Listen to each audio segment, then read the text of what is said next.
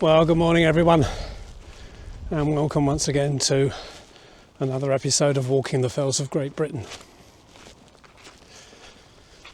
Today I've decided to go back to Snowdonia, leave my usual haunt of the Lake District for a bit. Last week's walk up Helm Crag in the snow was splendid. This week it's somewhat wetter, windier, a good deal warmer, although the wind chill is a bit of a factor today. So where am I today? Well, I'm visiting the Glider range again, which is a ridge of mountains which runs north to south from Bethesda in the north to Capel Curig in the south, stretching over a distance of probably about 10 miles or so. Oh dear, I need to correct myself here. I'm wrong about both the pronunciation and my compass bearings. The mountains are in fact called the Glyders and not the Glyders, and in Welsh they're referred to as the Glyderau.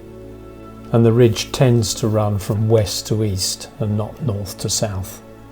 Unfortunately for me, when you get the mindset wrong, you repeat the error, so this video will be in error throughout, with my referring to the north when in fact I meant the west, and the south when in fact I meant the east.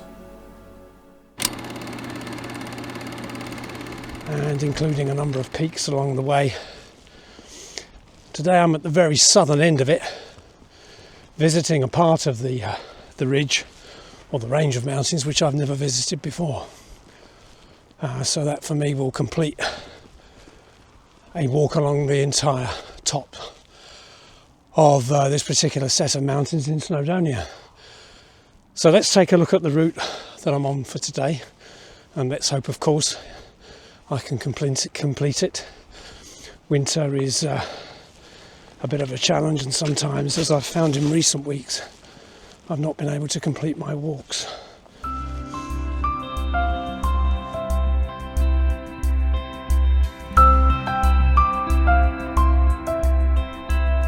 The Snowdonia National Park is located in Wales in the west of the United Kingdom, and my walk today starts in the small village of Capel Curig, which is situated at the eastern end of a range of mountains called the Glyderau.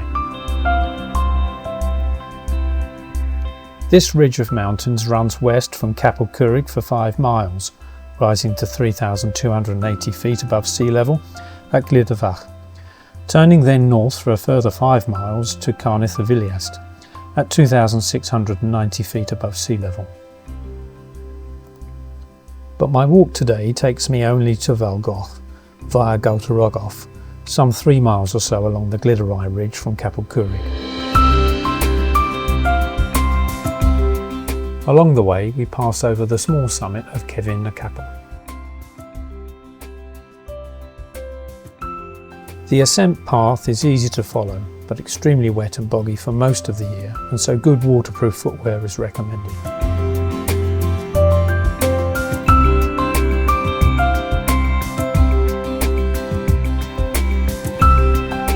The highlights of this walk are the fabulous views north to the mountains on the northern flank of the Ogwen Valley, and the spectacular views of the famous mountain of Llyn to the west of Foel Goch's summit.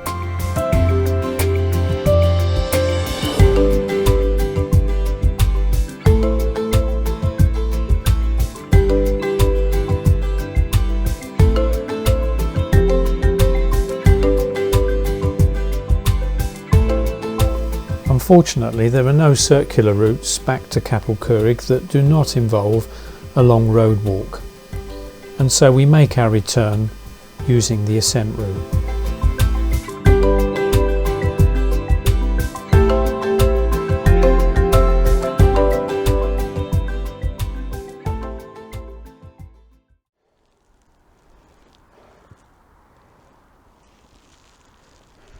Wonderful light coming through there.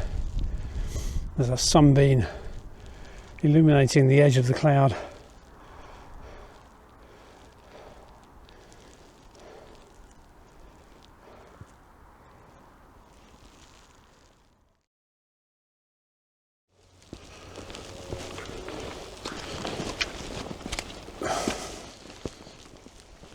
Well, no ice today. It's just very squelchy through here.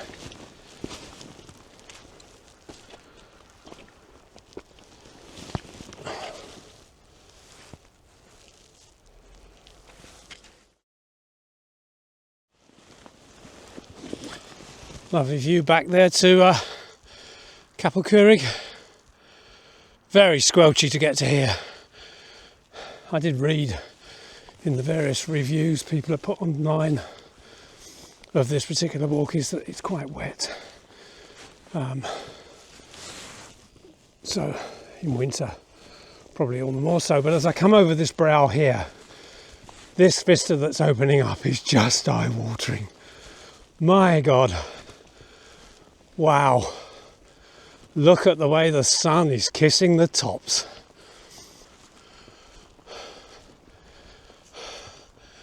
You see, you don't get this in summer. This is what winter walks are all about.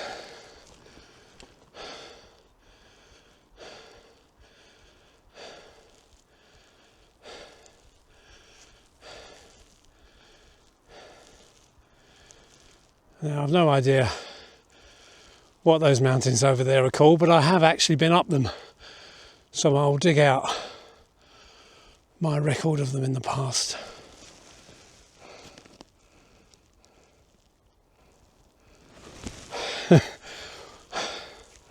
What a sight, what a way to start a walk. I'm only 10 minutes into it.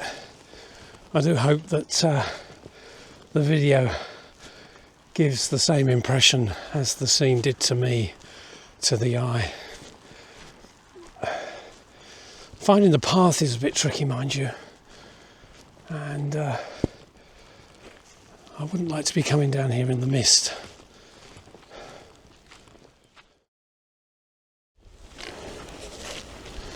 I think I underestimated the amount of boggy terrain. It really is pretty unpleasant.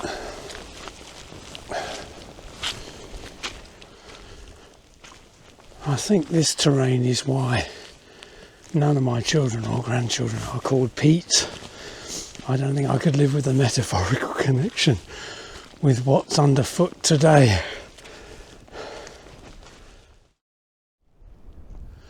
Well, I'm somewhere near the top now, and it's a very mixed kind of view. A low cloud base in parts, and then in other areas very clear.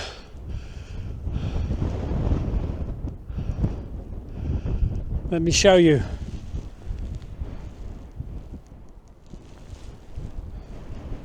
Okay, over there we've got Cefn, one of the most famous mountains on the Glyders. Wonderful scramble up the Ogwen Valley face, and then moving over here we've got the mountains we saw earlier, but shown up somewhat better now that I'm at higher altitude.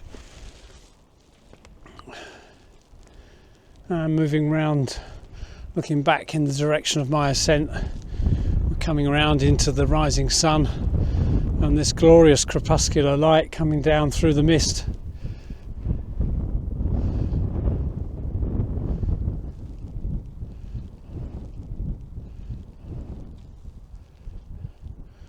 Worth the struggle and worth the bog, although I have to say it's a little bit of a quagmire in places.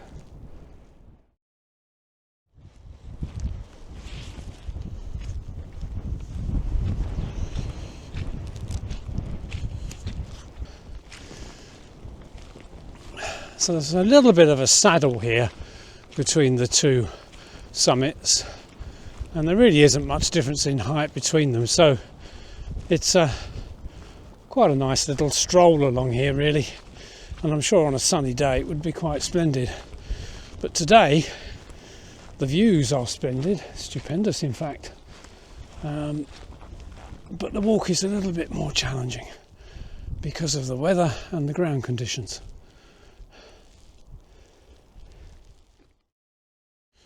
So for those of you who are considering doing this walk, the best place is of course to park in Capel Curig. The car park there is quite small, but at this time of year there aren't many people there.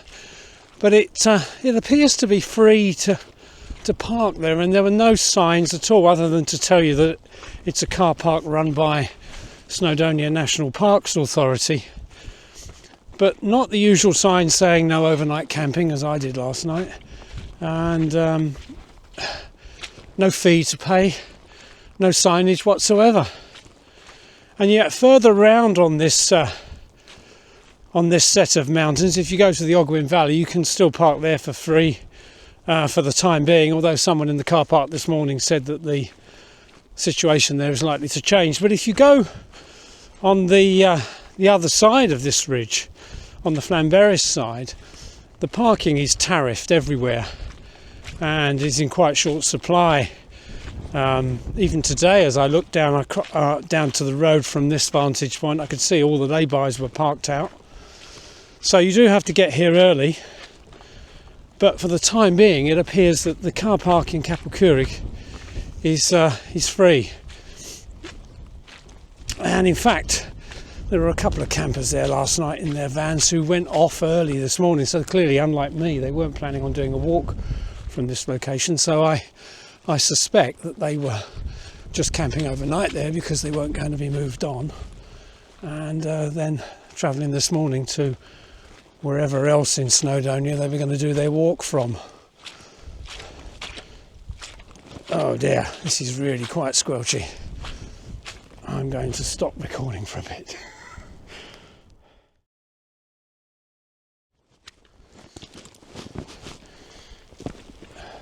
Today I either have a choice of getting my feet wet in the squelchy bog, or stepping on stones which are completely slippery. I have to say my preference is for the bog. Stones are treacherous. They look okay, but as soon as you put your weight on them, over you go. Quick look back to where I've been. I think I'm sort of at the bottom of the cloud base here, so I'm walking in and out of misty conditions and then sunlit conditions. But I think the forecast today is for it to lift as the day goes on. Let's hope so. Now over there you can see a line on the mountainside between light and dark, and that in fact is the shadow being cast on that mountain by the mountain I'm stood on. So I guess if you were able to zoom in to that line, you'd probably see me stood on the top waving a silly camera. You see, this is what you don't get on ground level, a sense of the sun moving across the sky. You don't get moving shadows that you can see. They're there, but because you're on the ground, you can't see them. And the same goes for shadows cast by clouds. They move across the landscape at great speed, and you can't see this on the ground. When you go up a mountain and look down on the ground, you can see everything that's going on in the sky cast onto the ground as a shadow that moves at great speed. When you look at the clouds in the sky, they seem to move very slowly, but their shadows move across the landscape far more quickly. It's quite a spectacle. But unfortunately today there are no cloud shadows, just the shadows cast by mountains.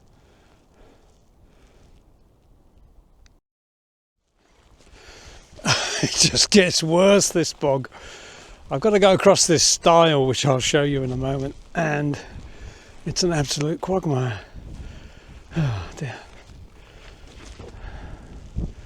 Take a look.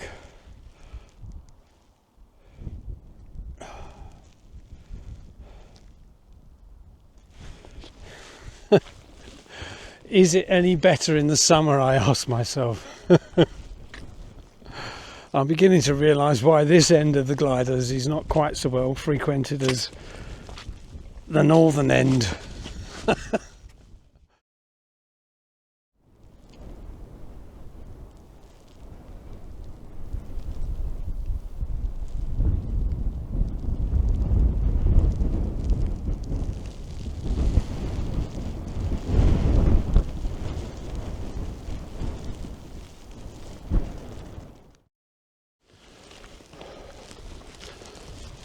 Finally, a bit of turf without too much bog.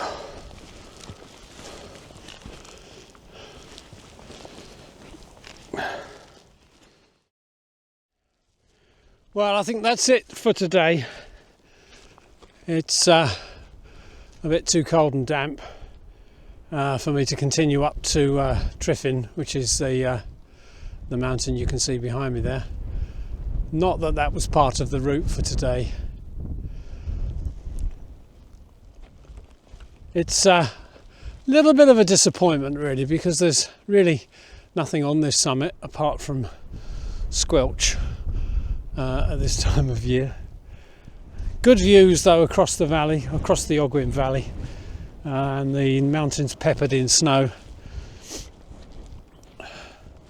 But unfortunately the cloud base wasn't low enough for me to want to go through it to experience the cloud inversion, which is clearly evident today, but you'd really have to go slightly above those mountains over there to see it.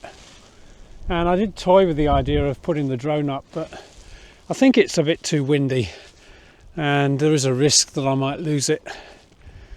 So unfortunately the photography is below par today. But it's great to get out at this time of year, because January is a very gloomy month in the UK. And you have to take an opportunity to get out when you can. Today was the best day this week and is likely to be the best day for the forthcoming week. So you really do have to choose a dry day when it comes along, because they're few and far between.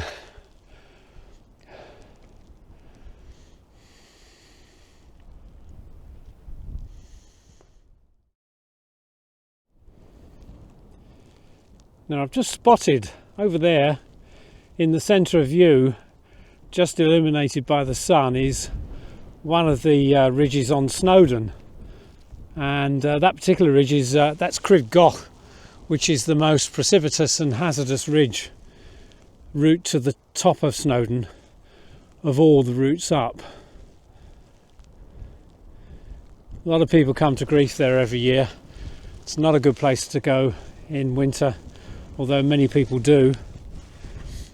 I did it a few years ago in spring around March time, and it was the most exhilarating scramble of my life. But I don't think I could do it again. It's one of those things that you probably only get to do once in a lifetime, and I'm afraid I'm a bit too old for that kind of thing now. So I don't know if that ridge is viewable on this shot here. Let's hope so.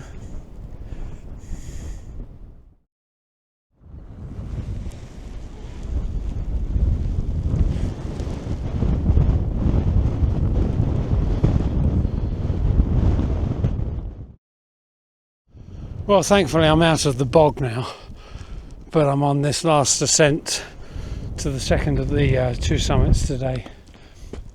But I'm really struggling. It's very steep. I'm just not fit anymore. I'll take my time, I think.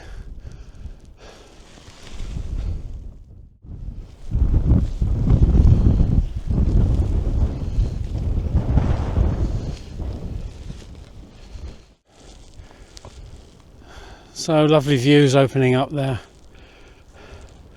but rather cloudy.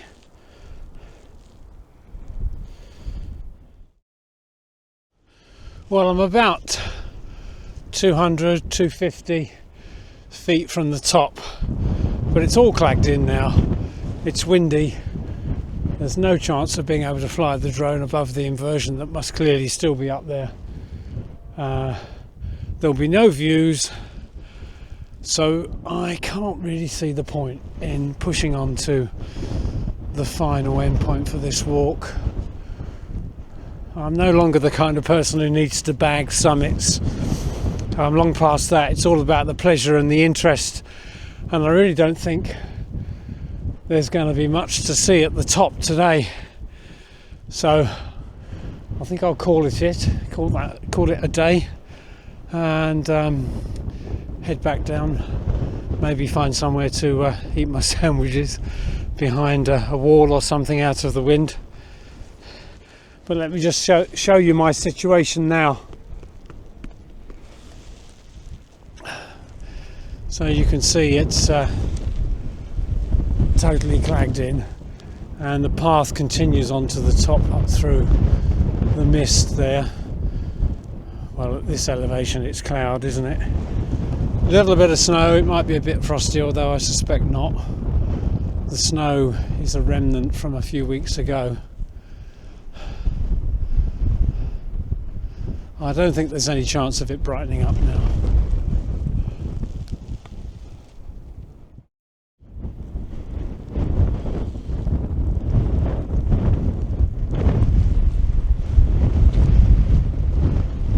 Well, this descent view is looking quite moody. Little pockets of sunshine poking through the mist.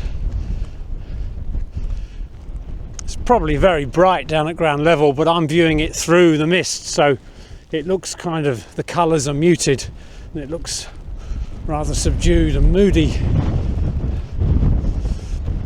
So the strain now moves from the thighs to the knees.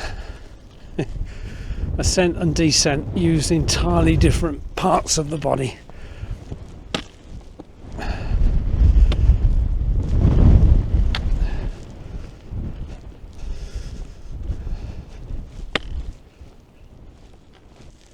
So as I said earlier, there are pockets of snow lying around, and it's interesting, isn't it, how they persist. You can sometimes get snow on the fells in late May and even early June, long after the final snowfall of the year. And this is because snow contains a lot of air, so when things warm up it takes a long time for the water in the snow to actually start to melt.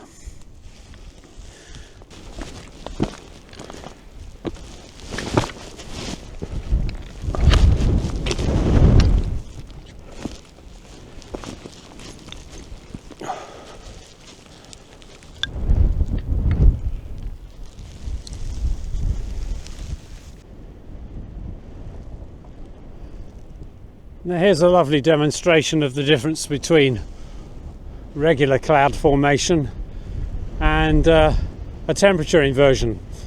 In front of us now you can just see normal cloud produced from rising air. There's warmer air on the ground, rises up, cools down. We call that adiabatic cooling, to the point where the water vapour in the air cools down to the dew point and it condenses to form cloud. The air carries on cooling as it rises, and you can see the top of that band of cloud there is very diffuse. It's not a clearly defined line, whereas if I move over here you can see there is a clearly defined line, and that's because at this end we've got a temperature inversion. What's happening here is that warmer air is sitting on top of that bank of cloud, blocking any further progress of the air underneath. The air underneath is hitting a wall because it's not able to rise up through the warmer air which is sitting on top. That tends to create this plane levelled off effect on the top of the cloud. And as we come around here you can see it's just ordinary cloud formation. Now what I'd hoped is for something like that at the top of the second summit today, but if we pan around to here you can just see it's ordinary cloud, and I don't think there's going to be much prospect of seeing anything above it. I think the cloud is sitting on the tops here, whereas over there it's sitting, certainly in this direction, slightly below the tops.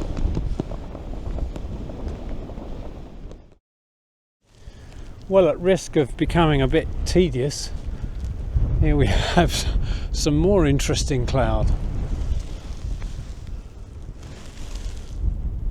The top of that has a very defined edge, and I don't think this will come through on the video, but to the eye it looks like a rolling ocean wave in the sky.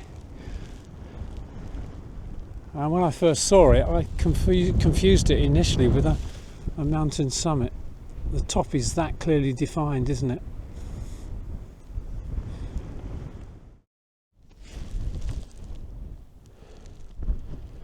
Well, I think I've chosen the wrong mountains today. On the other side of the Ogwen Valley, throughout the whole of this walk so far, that range over there has been illuminated in glorious sunshine. It's got better as the day has gone on.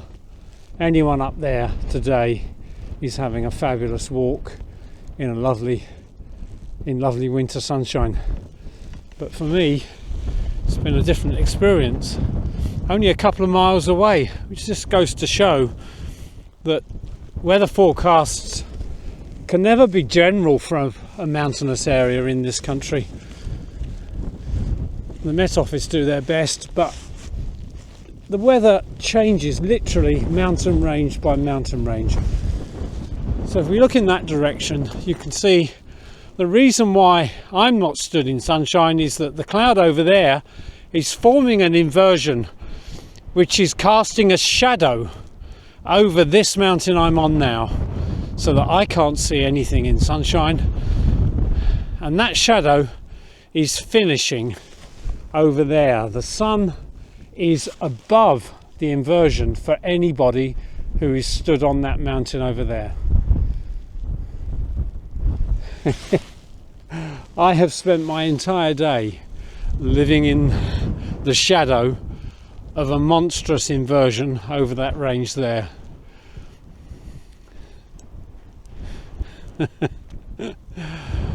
Oh dear.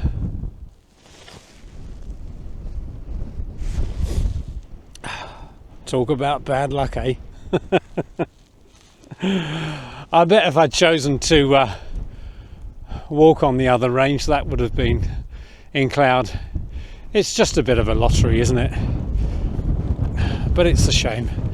I think I would have got to the top today if we'd had some sunshine, something inviting you to go on, some prospect of some views when you get to the top.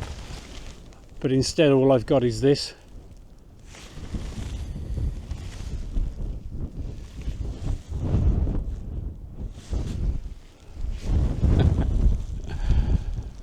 Well, at least I can take photographs from afar of that wonderful sunny scene over there.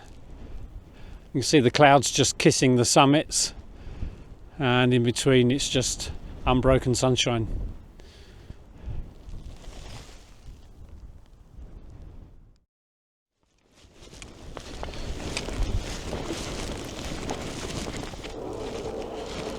Sounds like the mountain rescue helicopter out there. Let's hope no one's come to grief.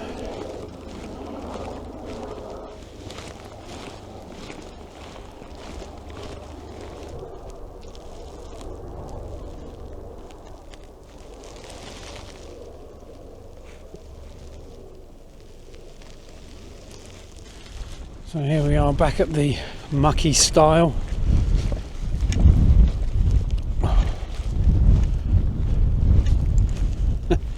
Well trodden.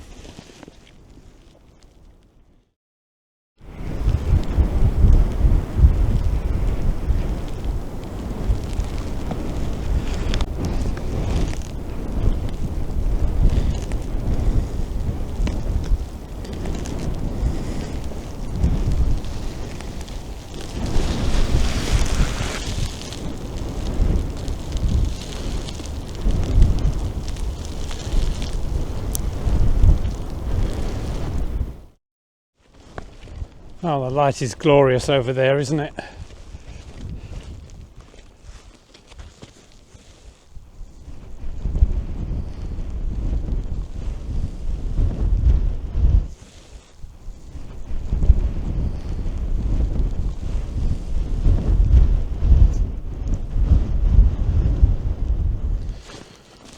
The sun is out now. Always the way at the end of a walk.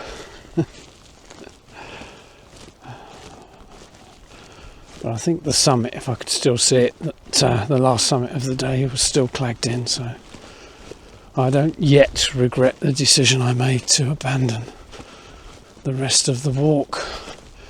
But it's been a splendid descent, apart from the bog again. It's been very wet underfoot. But this is really lovely now, isn't it?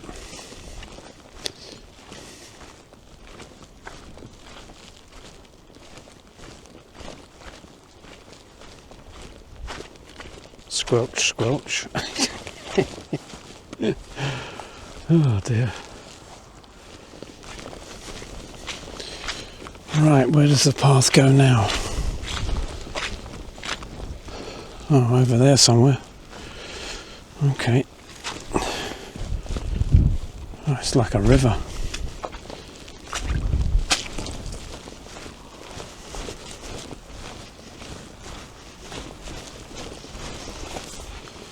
This is not really following the path. I think it's more like following the bog. The path is really the wettest part of this route, really. It gets trodden down after years of use, compressed by boots, and then when it rains it just fills up.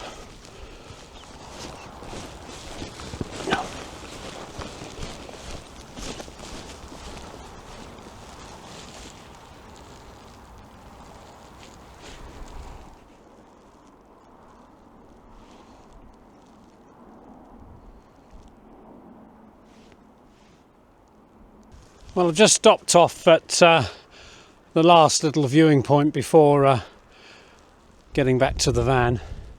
The sun's out now. It's quite difficult to manage from the standpoint of taking videos. It's a shame it wasn't sunny earlier on in the day, but we can't have everything, can we? I've survived the bog and the very slippery rock, so that's a good thing. I'm thankful for that.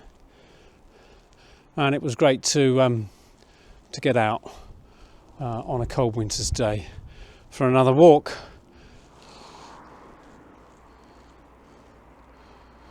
So there we are, Snowdonia in all its winter glory.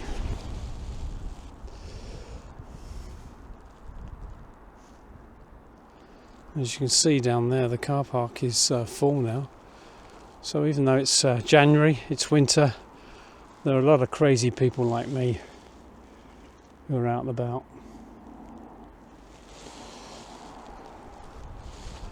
So, until next time then, I bid you farewell, and do join me again for another episode of the Fells of Great Britain in due course. Bye for now.